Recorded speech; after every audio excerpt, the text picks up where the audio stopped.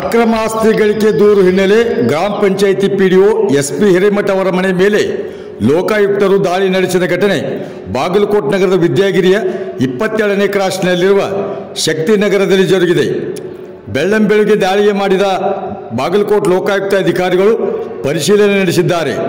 Lokayukta DYSP P Siddesh ಅವರ ನೇತೃತ್ವದಲ್ಲಿ ದಾಳಿ ನಡೆದಿದೆ. ಬಾಗಲಕೋಟೆ ಜಿಲ್ಲೆಯ ಬದಾಮಿ ತಾಲೂಕಿನ ಹೂಲೆಗೇರಿ ಗ್ರಾಮದ ಗ್ರಾಮ ಪಂಚಾಯಿತಿ ಪಿಡಿಒ ಆಗಿ ಎಸ್ಪಿ ಹಿರೇಮಠ ಅವರು ಕರ್ತವ್ಯ ನಿರ್ವಹಿಸುತ್ತಿದ್ದಾರೆ. ವಿದ್ಯಾಗಿರಿಯಲ್ಲಿ ಮೇಲ್ಮಹಡಿಯಲ್ಲಿ ಇರುವ ಐಷಾರಾಮಿಯ ಮನೆ ಹೊಂದಿದ್ದು ನರಗುಂದದ ಮನೆ ಮೇಲೂ ದಾಳಿ ನಡೆಸಿದ್ದಾರೆ. ಏಕಕಾಲಕ್ಕೆ 3 ಕಡೆ ದಾಳಿ ನಡೆಸಿದ ದಾಖಲೆಗಳನ್ನು ಪರಿಶೀಲಿಸಿ ತನಿಖೆ ಆರಂಭಿಸಿದ್ದಾರೆ.